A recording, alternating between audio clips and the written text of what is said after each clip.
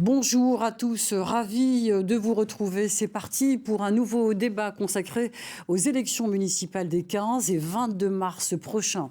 On s'arrête aujourd'hui sur la ville de Château-Thierry, dans le département de l'Aisne. La ville de Jean de La Fontaine compte 15 000 habitants.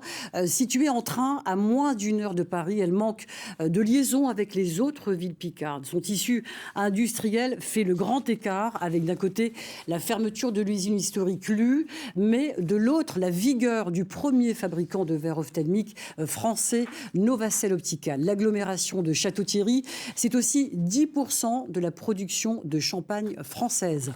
Quel bilan pour le maire sortant d'Hiver Gauche, Sébastien Eugène, qui brigue un troisième mandat face à une liste de la gauche unie et une liste de lutte ouvrière. Les municipales dans la 4e ville de l'Aisne, c'est parti dans Dimanche en politique. 3 candidats donc pour débattre. Bonjour Sébastien Eugène. Bonjour. Alors vous êtes le maire, le candidat d'Hiver Gauche, maire et président de l'agglomération sortant. Face à vous, Karim Belaïd, bonjour. Bonjour. Alors vous êtes candidat PS à la tête d'une liste d'Union de la gauche, Europe Écologie Les Verts, Parti communiste français et Place Publique. À vos côtés, Yona Merbouche, bonjour. Bonjour. Alors vous êtes la candidate lutte ouvrière. Merci à vous trois d'avoir accepté de débattre. Et on commence par l'économie. Comment relancer l'économie locale? Comment attirer des entreprises dans cette agglomération de Château-Thierry qui regroupe 55 000 habitants, 87 communes où l'industrie a toujours été présente et créatrice d'emplois. Sébastien Eugène, alors vous êtes le maire sortant, président de l'agglomération dont c'est la compétence principale, l'économie. Quel est votre bilan marqué par la fermeture de l'entreprise Lu, emblématique en 2025 ? Oui, l'enjeu majeur pour le sud de l'Aisne, c'est de réussir à avoir plus de zones d'activité qui accueillent des entreprises. On a l'usine Lu-Belin qui a fermé en partie parce qu'elle était sur l'île de la ville de Château-Thierry. Elle ne pouvait plus se développer. Et donc ce qu'il faut, c'est absolument que les entreprises puissent trouver suffisamment de terrain. C'est ce que nous avons fait. Il y a 3 hectares qui ont été aménagés. Il y a 6 entreprises qui sont aujourd'hui en train d'être installées, qui construisent leurs bâtiments. On a également 2 terrains qui ont été réservés pour des entreprises de logistique. Et on a eu une très bonne nouvelle en fin 2025, c'est l'arrivée d'une entreprise qui s'appelle CDES. Et c'est une entreprise... 60 salariés de Lu licenciés trouveront un emploi dans ces futures friches? C'est ce qu'on espère sur ces nouvelles zones d'activité, évidemment. Et c'est pourquoi il y a une course contre la montre pour faire en sorte que nous puissions accueillir des entreprises. Et la bonne nouvelle à fin d'année 2025, c'est que l'entreprise CDES, qui est spécialisée dans la gestion des rivières, a décidé d'installer son siège social à Château-Thierry à très court terme, ça veut dire 60 emplois, c'est-à-dire autant d'emplois qui ont été détruits par la fermeture de l'usine Lu-Belin. On parle de Lu, Karim Belaïd, quelle réponse comptez-vous apporter donc aux salariés de Roquera? Eux aussi ont rencontré des difficultés donc, dans leur entreprise. Donc on le voit donc, sur cette image qui va apparaître en 2025. Pour bien comprendre, l'entreprise située près de Château-Thierry a licencié 83 personnes, sur 160 au total dans le groupe. Quel est votre projet si demain vous êtes élu maire? Alors, vous savez, j'habite Château-Thierry depuis l'âge de 13 ans et j'ai grandi dans cette ville. À l'époque, il y avait l'entreprise Belin qui employait 2000 salariés, les coopérateurs de champagne qui également donnaient du travail à 2000 personnes à Château-Thierry. Et là, on constate effectivement un décrochage au niveau des entreprises à Château-Thierry. Quelles sont vos propositions si demain vous êtes élu maire? Nos propositions seront de travailler sur l'attractivité de la ville en allant prospecter des entreprises franciliennes pour les amener à Château-Thierry. Des pistes déjà pour vous? Il y a des pistes, mais pour l'instant, on est surtout sur une dynamique, un vrai projet d'attractivité et de prospection et d'installer de nouvelles entreprises comme ça s'est fait par le passé. Alors, Yona Merbouche, pour Lutte ouvrière, quelle est votre stratégie pour attirer des entreprises si demain vous êtes élu maire? Alors nous, on n'a pas de stratégie pour attirer les entreprises. Notre point de vue, c'est que les capitalistes, ils ferment les entreprises comme ils fermeraient une tabatière. Et en réalité, pour eux, ils peuvent détruire des vies, ils peuvent décider d'assécher un bassin industriel parce qu'ils le décideront, parce qu'ils en auront besoin pour faire plus de profit. Nous, on pense que les travailleurs, si on veut justement avoir du travail, il va bien falloir qu'on se batte et qu'on prenne notre sort en main. Et c'est la seule solution qu'on aura. On ne les attirera pas en leur faisant les beaux yeux. Alors donc, on va regarder ces chiffres pour poursuivre cette émission, l'emploi. Le nombre d'entreprises aujourd'hui dans l'agglomération de Château-Thierry, près de 11 800 salariés, 3 000 entreprises. Sébastien Eugène, ces chiffres ont stagné, ont augmenté par rapport à votre mandat de départ et aussi quel est votre objectif en termes d'emploi. Si vous êtes élu d'ailleurs, vous êtes président de l'agglomération de Château-Thierry. Oui, la création d'emplois, elle se fait évidemment grâce aux entreprises et pour qu'elles puissent créer des emplois, il faut qu'elles puissent se développer. C'est la raison pour laquelle la communauté d'agglomération, sur son budget 2026, met la moitié de son budget sur l'investissement pour le développement des zones d'activité, réussir à accueillir de nouvelles entreprises et puis rénover nos friches industrielles. Malheureusement, l'usine Lubelin est devenue une friche industrielle. On a également les coopérateurs de Champagne qui sont sur un lieu stratégique à proximité de la gare et il faut absolument qu'on puisse les renouveler et permettre d'avoir de nouvelles entreprises qui s'installent. Je veux également dire qu'il faut absolument rassurer les chefs d'entreprise qui aujourd'hui me disent... Ils sont inquiets. Ils sont inquiets parce que M. Belaïd a été, il y a à peine 2 ans, candidat investi par la France Insoumise. Et j'avoue que pour des chefs d'entreprise, avoir un maire qui a été investi par la France Insoumise crée une inquiétude qui est légitime. Et donc, je pense qu'il faut les rassurer. Vous qui êtes divers gauche, en quoi est-ce une inquiétude que d'être proche, vous allez nous dire si vous l'êtes, de la France Insoumise ? Parce qu'aujourd'hui, on l'a entendu également dans les propos de Mme Merbouche, on est plutôt en train d'accuser celles et ceux qui veulent créer de l'emploi. Évidemment qu'il faut protéger les salariés, mais si on veut attirer des salariés et des entreprises, on ne peut pas dire aux chefs d'entreprise « attention, vous êtes les grands méchants ». Il faut évidemment avoir un discours qui leur donne envie d'investir sur notre territoire. On va laisser répondre bien sûr Karim Belaïd. Écoutez, je suis très surpris d'entendre M. Eugène dire qu'il est divers gauche. Divers gauche, quand on a appelé à voter Emmanuel Macron, ça interpelle à Château-Thierry. On ne s'attendait pas à avoir un maire sortant divers gauche. Donc, effectivement, c'est une nouveauté et il va falloir en tenir compte dorénavant. C'est la classification qui est attribuée par le ministère de l'Intérieur. Donc, oui, mais en tout cas, ça interpelle tous les Castel terroriciens. C'est clair qu'on n'avait pas cette idée-là jusqu'alors. En tout cas, cette liste d'union de la gauche, donc vous l'avez sans la France Insoumise, sur les questions économiques, parce que c'est quand même ça qui concerne donc les habitants de Château-Thierry, de l'agglomération. Est-ce que, si demain vous êtes élu, donc est-ce que vous allez agir sur la fiscalité, par exemple, ou alors tous les dispositifs fiscaux, aides concrètes auprès des TPE, des PME ? L'idée principale, c'est d'être innovant et de travailler, par exemple, sur les métiers en rapport avec la transition énergétique. Voilà, ça c'est essentiel. On doit, à partir des locaux vacants, lancer des pépinières d'entreprise pour inciter, apporter une innovation dans notre ville et montrer qu'on a des capacités pour installer des entreprises et créer de l'emploi, créer du travail. Alors, même question, Yona Merbouche, la fiscalité, est-ce que tout ceci, c'est quelque chose que vous envisagez chez Lutte ouvrière ? Non, pas réellement, puisque en plus, moi, je souhaiterais quand même répondre. Les personnes dont on parle, les capitalistes dont on parle, Eurocaras, c'est lié au grand groupe Saint-Gobain.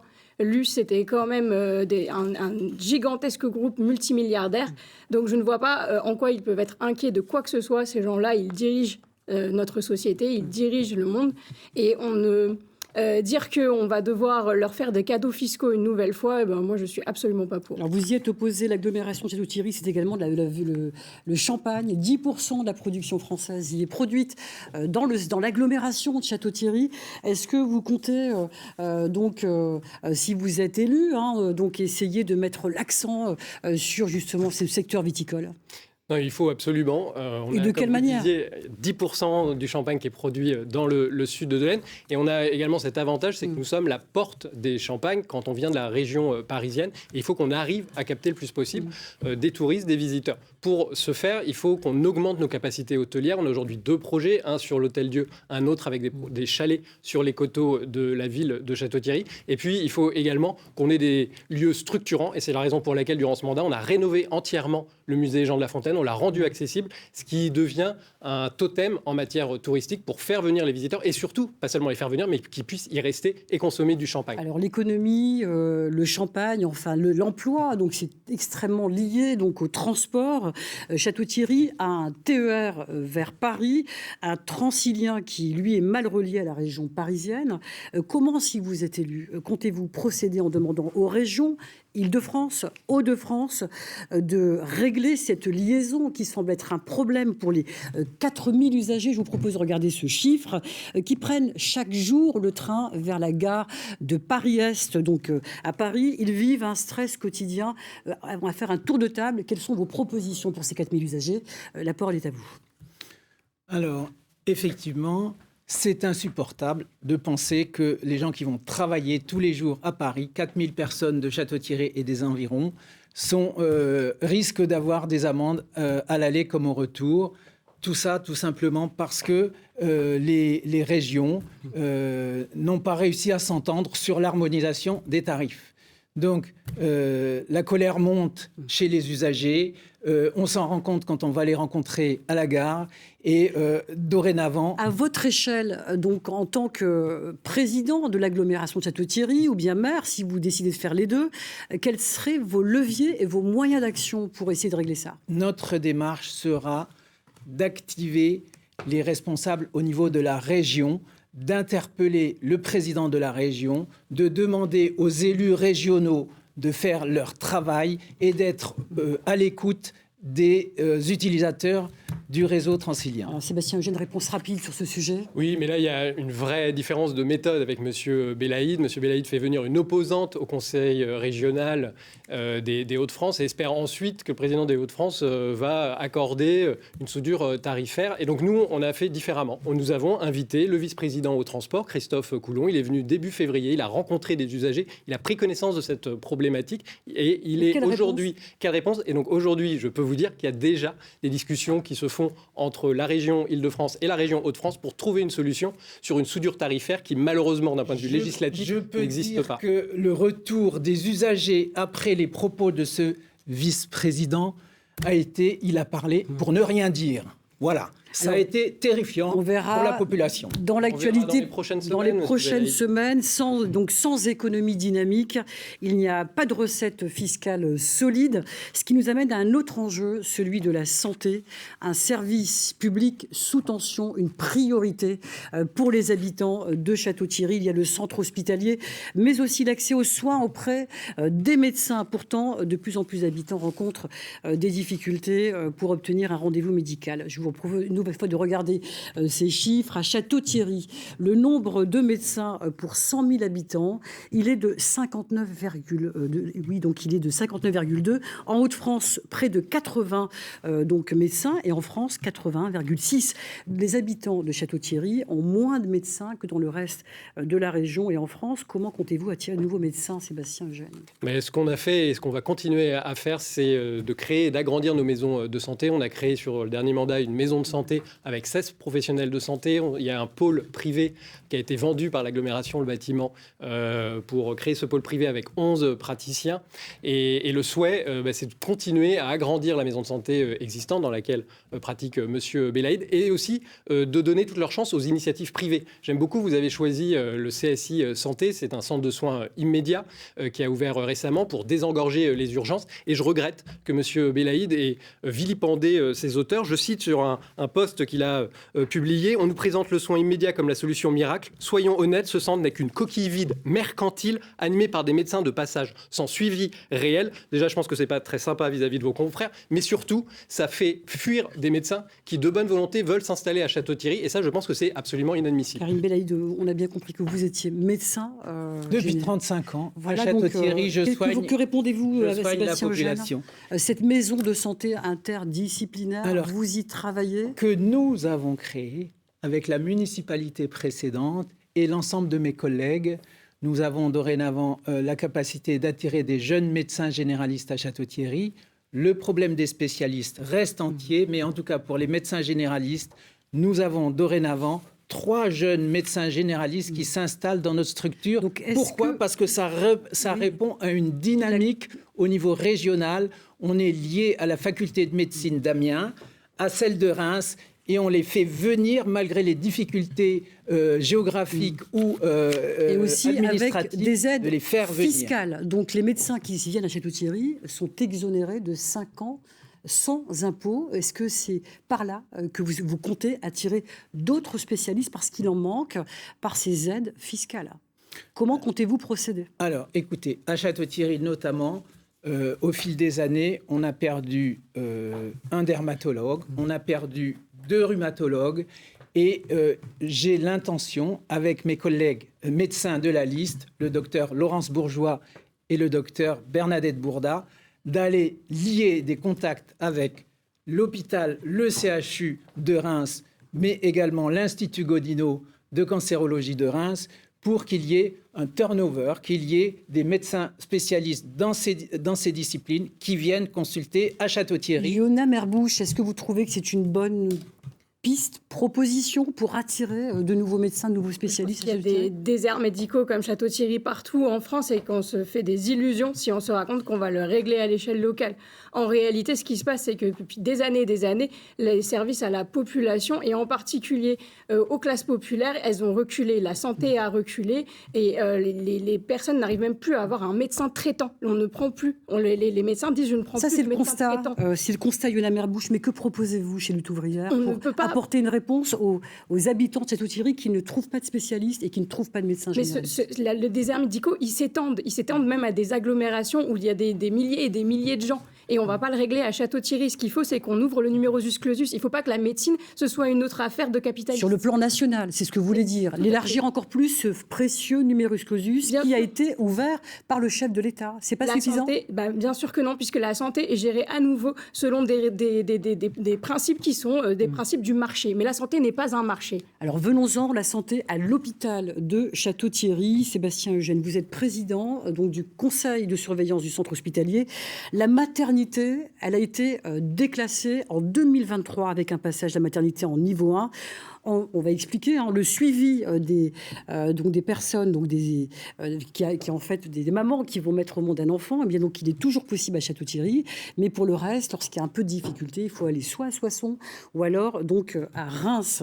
Est-ce que pouvez-vous faire, donc c'est un déclassement pour la ville, c'est un échec aussi de perdre ce type de service. C'est une question, que pouvez-vous faire à votre échelle pour renforcer l'hôpital central qui en réalité donc agit sur Château-Thierry mais aussi sur le sud de l'Aisne? Oui, alors je suis président du conseil de surveillance seulement depuis 1 an et demi, lorsque je suis devenu président de la communauté d'agglomération. Donc je ne pense pas que ce soit un échec personnel, mais par contre, il est vrai qu'en 2016, dans le plan régional de santé, a été inscrit le fait qu'il y aurait eu un déclassement de la néonatologie et donc de la maternité. Ça a été suspendu du fait du Covid, ça a été remis en place ensuite, et malheureusement, il y a cet état de fait. Mais ce qu'il faut voir, c'est qu'il y a énormément aujourd'hui de services qui sont développés à l'hôpital. L'activité à l'hôpital a augmenté de plus 19% sur l'année 2025 et les naissances ont augmenté de 9% malgré la fermeture de la néonatologie. Laissez parler Karim Belaïd. Alors vous, dans votre programme, vous souhaitez rétablir une direction autonome à l'hôpital de Château-Thierry. Qu'est-ce que ça apporterait de plus alors même que la Cour des comptes a conclu à une mauvaise gestion entre 2019 et 2024, pointant du doigt des problèmes de gouvernance, un déficit, une situation financière en forte dégradation?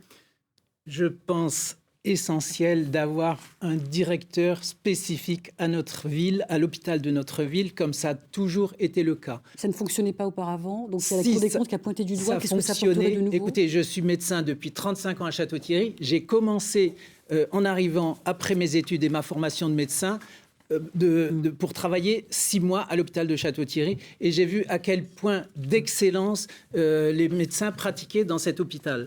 Donc, dire que ça ne fonctionnait pas, ça a fonctionné et il faut continuer comme ça. Il faut donner confiance aux médecins.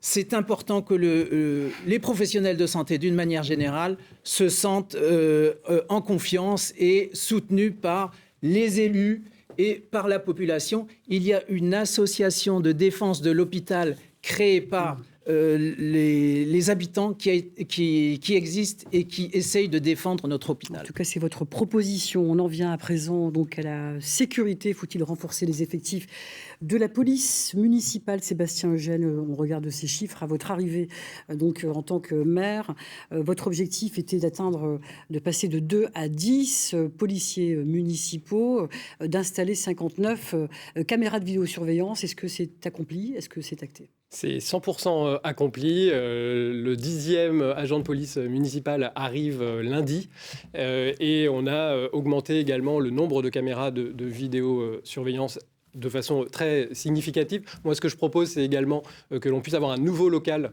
pour accueillir la police municipale. Je propose également qu'on ait un centre de supervision urbain pour qu'on puisse pleinement utiliser les capacités des caméras. Je propose également qu'on continue d'augmenter les effectifs de la police municipale qui a été récemment armée suite à un référendum que nous avons organisé. Karim Belaïd, un référendum avait été mis en place pour l'armement de la police municipale qui avait donc conclu oui. Est-ce que vous remettriez en cause cet armement de la police municipale si vous êtes élu?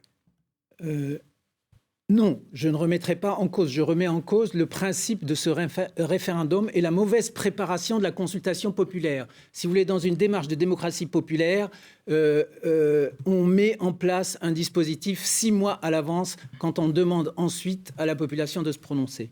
Mais ce que je voudrais dire, si vous voulez, à Château-Thierry, il y a aussi 2 problèmes essentiels. D'abord, un problème de violence intrafamiliale qui est terrible. Les forces de l'ordre, quand on les interroge, quand on les sollicite, elles disent que c'est la première raison d'intervention et il faut agir sur ce point-là. C'est clair. Le deuxième problème... Comment agir? Comment voyez-vous les choses? Sur quel levier compter? Sur quelle politique publique mener? Écoutez, il y a aussi bien des éléments d'ordre de répression, de vigilance que de prévention. Il y a une association, par exemple, qui œuvre énormément en lien étroit avec les forces de l'ordre pour secourir les personnes et notamment les femmes qui sont dans ces situations immédiatement. Donc, Yona Merbouche, on va vous laisser vous exprimer sur ce point, sur les violences intrafamiliales. Vous avez le choix, caméra, donc vidéosurveillance ou police municipale armée. Moi, en ce qui me concerne, je pense que la sécurité, c'est lié à la dégradation de toute la société, à la dégradation de nos liens, au fait que la vie devient de plus en plus dure, de plus en plus violente pour les classes populaires.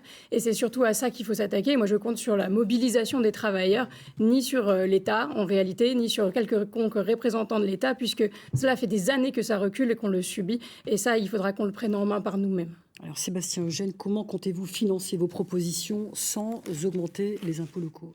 Oui, c'est toute la difficulté de ces dernières années, notamment lorsqu'il y a eu une forte inflation suite à la guerre en Ukraine. On a réussi à augmenter les effectifs de 2 à 10 agents municipaux sans augmenter les taux de fiscalité. Ce sont derrière des choix financiers, parfois difficiles, mais on a réussi. Et ce que je propose, et j'avoue que c'est un petit peu flou côté M. Belaïd, c'est de geler la fiscalité, parce que je pense que nos concitoyens ont besoin de maintenir le plus possible de pouvoir d'achat. Et puis, j'ai toujours pas compris si la police serait vraiment désarmée, si on augmentera les effectifs de police municipale ou pas. En tout cas, c'est le budget de la ville qui, durant le mandat précédent, a le plus augmenté.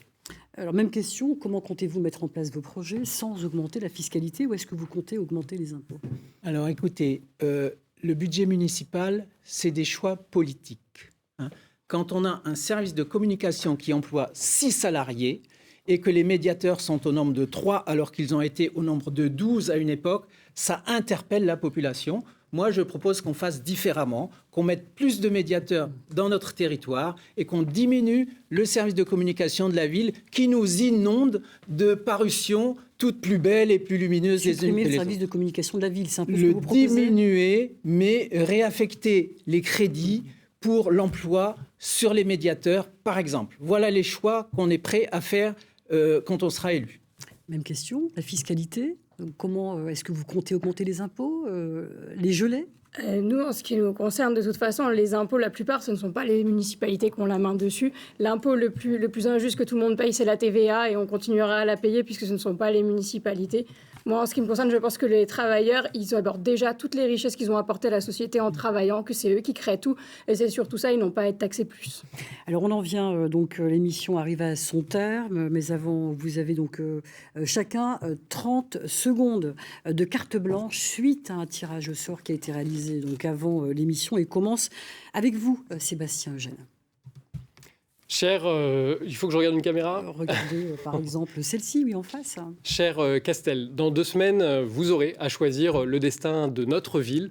Je vous propose de continuer à avancer ensemble, à faire en sorte que notre ville soit toujours plus apaisée, toujours plus agréable à vivre. Je vous promets de le faire sans esprit partisan, de le faire sans augmenter la fiscalité locale. Et je vous invite donc, dès le 15 mars, à ne pas vous abstenir. Protéger notre ville face au chaos national et international que certains veulent venir importer sur notre territoire. Faites le choix de la constance, de la solidité. Le 15 mars, votez pour Château-Thierry en avant. Merci Sébastien Eugène. C'est à vous, Yona Merbouche.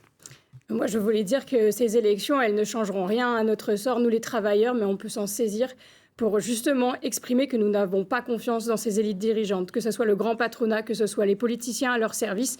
Ils nous mènent à la guerre et à la misère, on le constate chaque jour. Alors affirmons le 15 mars que nous ne comptons que sur nous-mêmes, que les travailleurs, nous sommes à la base de la société, que nous la faisons vivre et que nous devons faire un vote de dignité ouvrière.